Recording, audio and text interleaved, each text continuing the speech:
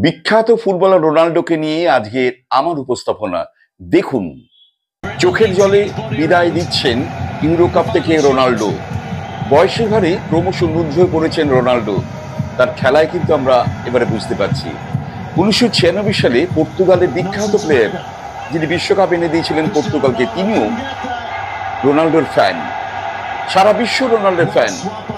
দেশ পর্তুগাল রোনাল্ডোকে কতখানি সম্মান দিয়েছেন আপনারা অবাক হবেন। আমি জানি অনেকে জানেন। চতুর্থ সেরা এয়ারপোর্ট তার নামে নামাঙ্কিত রোনাল্ডো এয়ারপোর্ট পর্তুগালে। ভাবা যায় কতখানি সম্মান পেয়েছে রোনাল্ডো। হ্যাঁ, এই ধরনের সম্মান আমি জানি না মেসি পেয়েছেন কিনা বা পেলে পেয়েছেন কিনা। আমি কাউকে ছোট না করে কথাটি বলছি।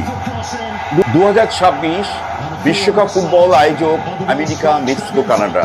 পর্তুগালের হয়ে রোনাল্ডো কি মাঠে নামবেন? না নামুক, কিন্তু আমরা দেখেছি চলতি ইউরো কাপে হাউ হাউ করে কাঁদছে পেনাল্টি শুটে গোল করতে না পারায়। হ্যাঁ, এই হচ্ছে রোনাল্ডো।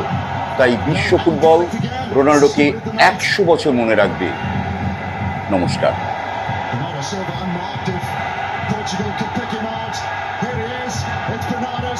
কেমন লাগলো রোনাল্ডো সম্পর্কে আমাদের ইতিকথা? আমি জানি আগামী 100 বছর মানুষ কিন্তু রোনাল্ডোকে মনে রাখবে। লাইক করুন, শেয়ার করুন। নমস্কার।